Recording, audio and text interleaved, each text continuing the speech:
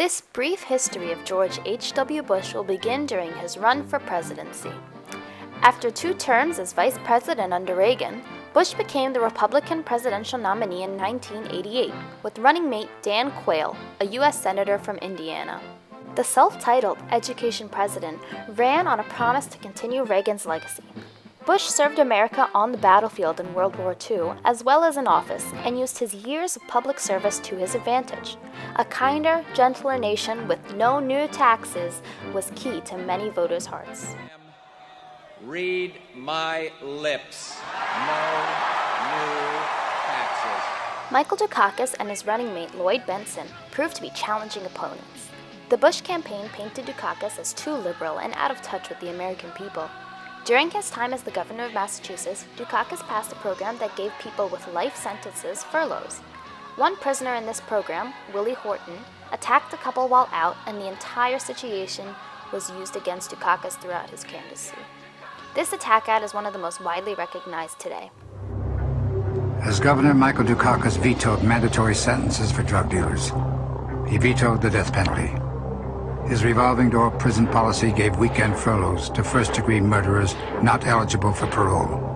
While out, many committed other crimes like kidnapping and rape, and many are still at large. Now Michael Dukakis says he wants to do for America what he's done for Massachusetts. America can't afford that risk. Election day was here, and the voters put George Herbert Walker Bush into the White House. The Bush-Quayle ticket won the election with 53% of the vote and 426 Electoral College votes to beat Michael Dukakis. George Herbert Walker.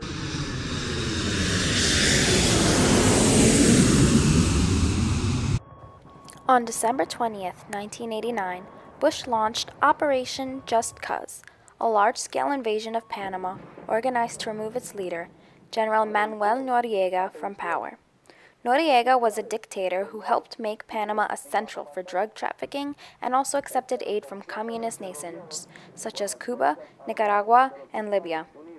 By December 24th, the U.S. Army had decimated the Panamanian Defense Force and put Endara, one of his opponents in the annulled election, into office. The invasion costed the lives of 23 U.S. soldiers and 3 U.S. citizens. 150 PDF soldiers were killed, along with about 500 Panamanians caught in the crossfire. The Organization of American States and the European Parliament opposed the invasion formally, flagging it as a violation of international law. Nevertheless, Bush's forces remained in Panama until January 31, 1990. On July 26, 1990, the President signed the Americans with Disabilities Act. The ADA prohibits discrimination and guarantees that people with disabilities have the same opportunities as everyone else to participate in the mainstream of American life, to enjoy employment opportunities, to purchase goods and services, and to participate in state and local government programs and services.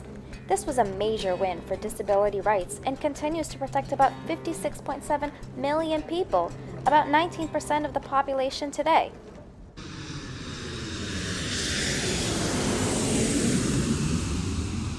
On the morning of August 2nd, thousands of people in Kuwait City woke up to war. In order to understand why Kuwait was invaded, let's take a look back in history. After the Iraq-Iran war had ended, the oil minister of Iraq suggested increasing oil prices as a means of paying off its war financing. Around the same time, Kuwait increased its oil production.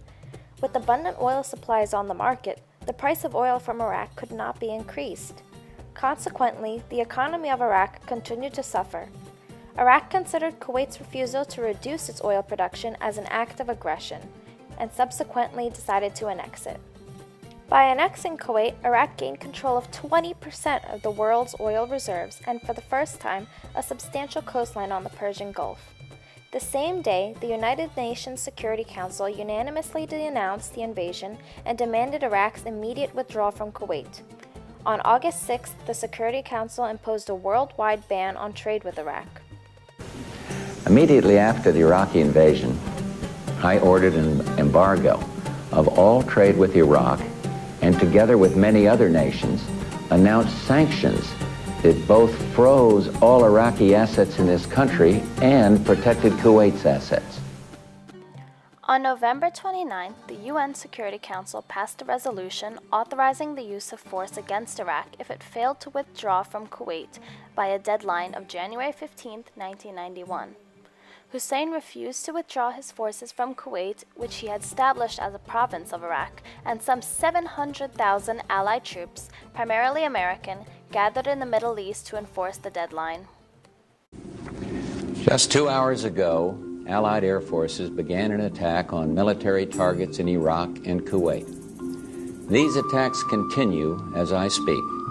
Ground forces are not engaged. 5 months ago, Saddam Hussein started this cruel war against Kuwait. Tonight, the battle has been joined.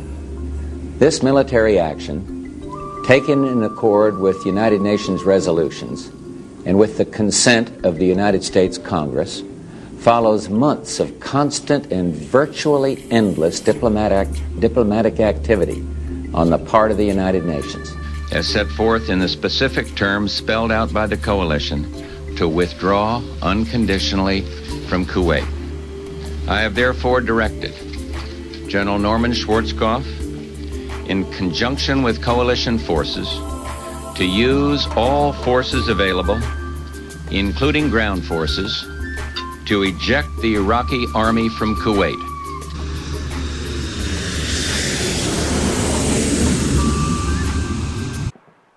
"119 U.S. soldiers were killed in combat. Another 263 were killed due to other reasons. And an estimated 100,000 Iraqis were killed as well. By the end of the war, much of Baghdad's infrastructure and source of income was absolutely destroyed. Estimated cost of the war totals at $61 billion.